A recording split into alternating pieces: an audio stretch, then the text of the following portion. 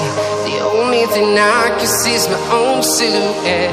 I'm getting stronger, step by step. The clock is ticking, but there's no time for regrets. I've been flying from town to town, from London to